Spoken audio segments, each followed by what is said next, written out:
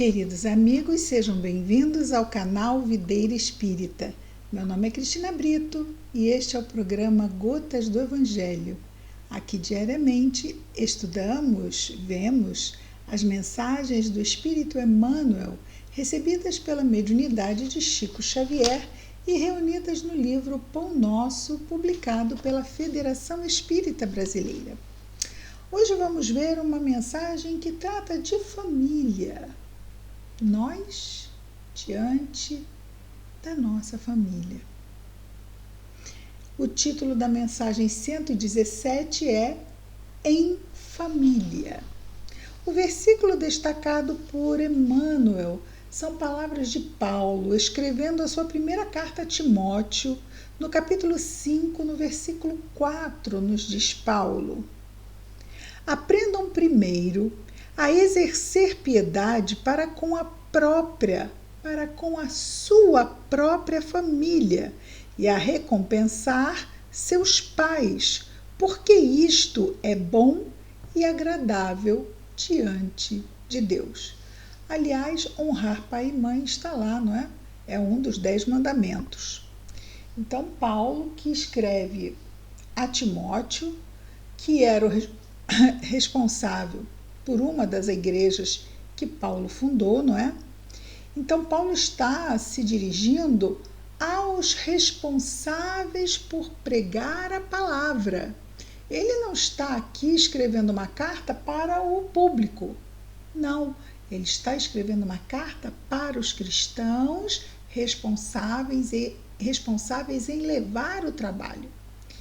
Sendo assim, é uma responsabilidade, já que eles tinham a palavra diante daqueles que chegavam à igreja e tinham também a atitude essencial de um cristão que deveria ser testemunhada dentro do lar. Sobre isso, Paulo então nos diz: aprendam primeiro a exercer piedade para com a sua própria família, já que, é claro, todo trabalhador cristão quer exercer a piedade para com todo sofredor, mas ele diz que existe uma prioridade.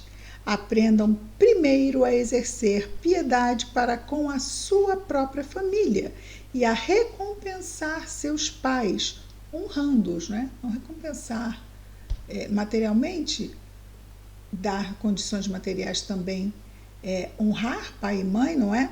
Mas entre outras coisas.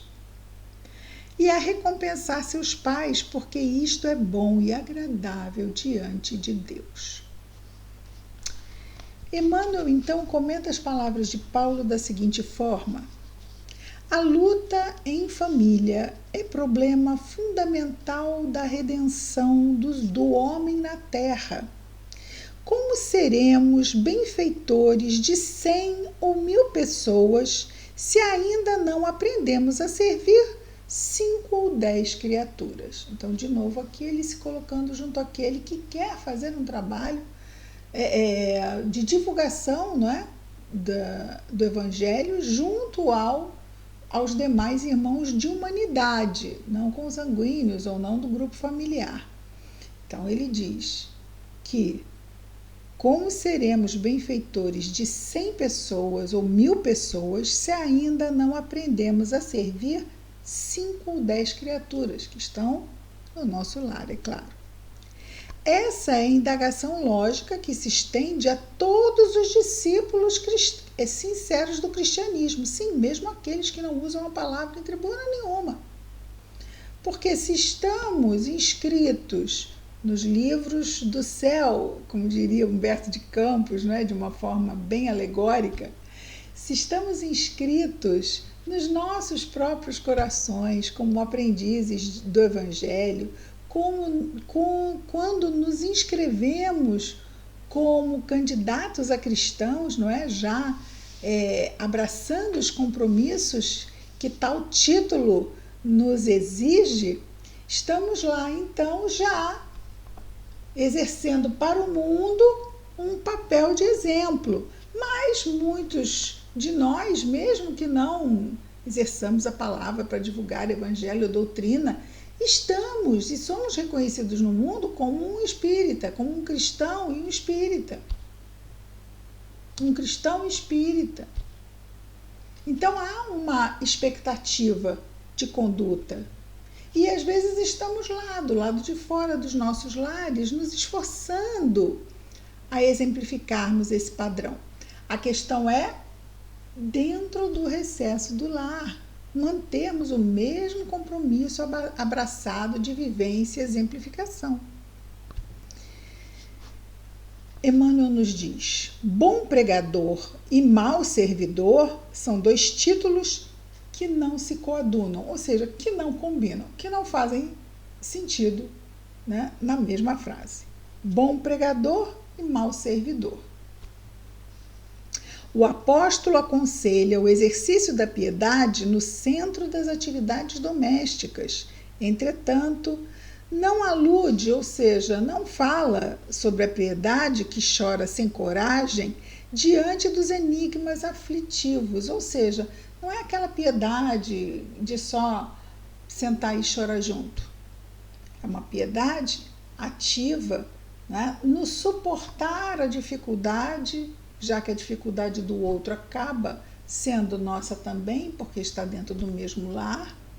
Então, é estar abraçando a dificuldade do outro, buscando ajudar na medida do seu possível, aguardando, é claro, também toda a ajuda do alto, mas sem se eximir de estar lá no seu testemunho, de bom ânimo, na participação que cabe como familiar ativo, né, na proposta do Evangelho. Então, o apóstolo aconselha o exercício da piedade no centro das atividades domésticas. Entretanto, não alude à piedade que chora sem coragem diante dos enigmas aflitivos, mas aquela piedade, porque às vezes a gente simplesmente sentar e chorar, né, mostra que a gente está amedrontado diante da dificuldade, não é? Então, quando a gente vai, aquele que sofre, a gente chora, mas, claro, temos sentimentos, ficamos tristes, mas ao mesmo tempo infundimos bom ânimo. Por quê? Porque Deus é Pai e vai nos ajudar a transpormos as dificuldades e sermos bem-sucedidos nessa transposição, nesse processo de superação. E aí ele vai, então, definir essa coragem, não é? Mas aquela coragem que conhece as zonas nevrálgicas da casa, ou seja, dos familiares, e se esforça por eliminá-las, claro, dentro das suas possibilidades, aguardando a decisão divina a seu tempo. Então, isso tem que acabar logo. Às vezes a gente tenta afastar de nós, porque afinal a providência está demorando muito e eu não quero mais me submeter a essa injunção, é uma injunção do outro, e às vezes até afastamos as pessoas do nosso próprio lar, não é? Mas, lembrando aqui, é estarmos conhecendo as zonas nevrálgicas da casa e nos esforçando por eliminá-las, aguardando a decisão divina a seu tempo. Às vezes, ajudarem a eliminar um problema é simplesmente estar junto, porque o nosso apoio pode dar forças ao outro de lutar de uma forma mais fortalecida, não é? Conhecemos numerosos irmãos, nos diz Emmanuel, que se sentem sozinhos espiritualmente entre os que se lhe agregam ao círculo pessoal, através dos laços consanguíneos, entregando-se por isso ao lamentável desânimo. Então, estamos lá, nos sentindo um patinho no meio de outros, patinho no meio de pintinhos, ou seja, um ser estranho nesse grupo, e nos sentindo desalentados e desanimados, porque nos sentimos sós.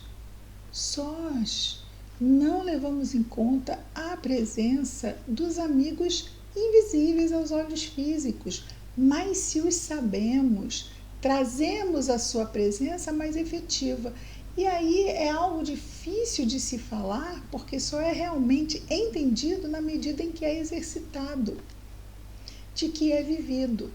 Senão fica mas isso é fácil falar. Não, é fácil falar, sempre é fácil falar. Difícil sempre é fazer. Mas na medida em que fazemos, cada vez que fazemos mais, fazemos melhor. E menos difícil nos é fazer.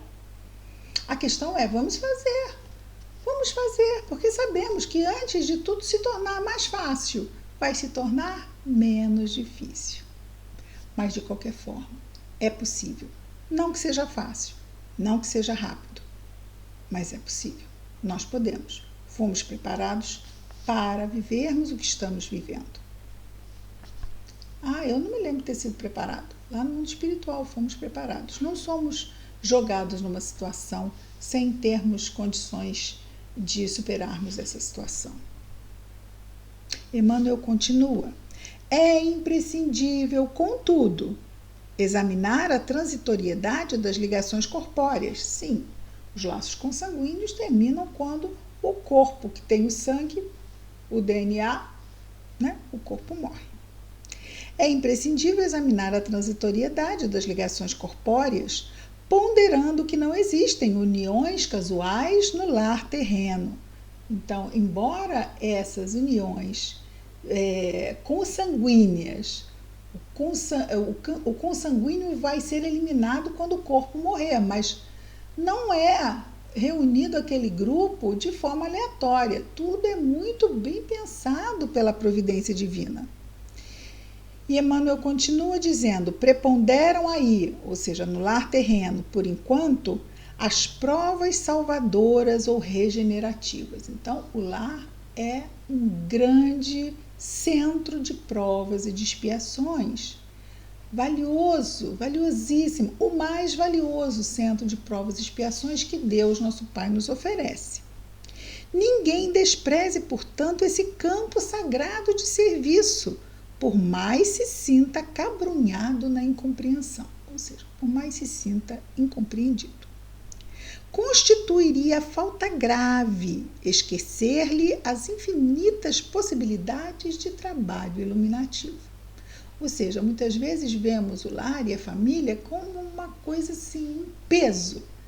Mas, na verdade, não percebemos, muitas vezes, a valiosa oportunidade que esse aparente peso é. Vamos pensar lá, nas academias, que tem aqueles pesos que a pessoa fica puxando aquele peso, levantando aquele peso, para se tornar mais fortalecido na sua massa muscular, não é? E assim também, moralmente, a família vem com seus desafios, com seus pesos, para nos tornar mais fortalecidos moralmente. E ele continua já caminhando para a conclusão, nos dizendo: é impossível auxiliar o mundo quando ainda não conseguimos ser úteis, nem mesmo a uma casa pequena, aquela em que a vontade do Pai nos situou a título precário. E é interessante que aqui ele diz, não é casa, que a casa poderia ter 5 ou 10 criaturas. Uma casa com 10 criaturas, a gente pensa, nossa, que família grande. Mas é porque antigamente era fácil se ter 10, 12 filhos. Hoje em dia se tem 1, 2, quando se tem 1, 2, no máximo 3. E somando isso vai dar no máximo 5, mas é raro, não é? É raro. Então vamos ter uma média assim, talvez uns 4 por casa, e antigamente chegava fácil a 15. Então, até isso está menos difícil, porque claro que é mais difícil você harmonizar 15 do que harmonizar 4. Mas mesmo assim, quantos desafios vivemos hoje por harmonizar 4? Até às vezes para harmonizar 2. É impossível auxiliar o mundo quando ainda não conseguimos ser úteis nem mesmo a uma casa pequena, aquela que a vontade de Deus nos situou a título precário. Antes da grande projeção pessoal na obra coletiva, sim, porque nós teremos maiores tarefas no futuro junto a um maior número de pessoas, mas antes disso acontecer, antes da grande projeção pessoal na obra coletiva, aprenda o discípulo a cooperar em favor dos familiares no dia de hoje, convicto de que semelhante esforço representa realização essencial. Então, aquele que aparentemente faz um excelente trabalho fora e não faz dentro do lar, na próxima encarnação vai voltar de novo com a mesma prova porque não passou. Claro que aí já será expiação, porque prova que não é bem vencida volta como expiação, não é? Então, que Deus nos fortaleça para termos o melhor uso possível do nosso livre-arbítrio em tudo na nossa vida. Mas não esqueçamos da prioridade dos testemunhos que o lar nos exige. Vamos orar? Querido Mestre Jesus, obrigado, Senhor, por mais este dia, pelas oportunidades que são sempre nos oferecidas, Senhor. Principalmente as oportunidades que vêm do nosso lar, que vêm dos nossos lares. Abençoa todos esses corações que formam a nossa família na terra. Abençoa também os nossos espíritos familiares, os nossos espíritos amigos e benfeitores que nos ajudam junto às lutas domésticas. Senhor Jesus, abençoa a nossa saúde física, mental, emocional, espiritual. Abençoa a nossa vigilância, nossos esforços, Senhor Jesus. Ajuda-nos a nos lembrarmos da prece. Abençoa ainda, Jesus amado, nosso anjo guardião. Essas famílias maravilhosas que nos destes. Esses afetos queridos com quem compartilhamos nossas lutas benditas. Abençoa-os.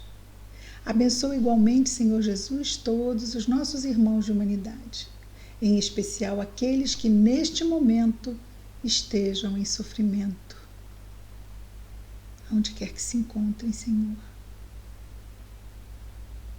Que as tuas bênçãos estejam em nós e entre nós, hoje e sempre. Graças a Deus.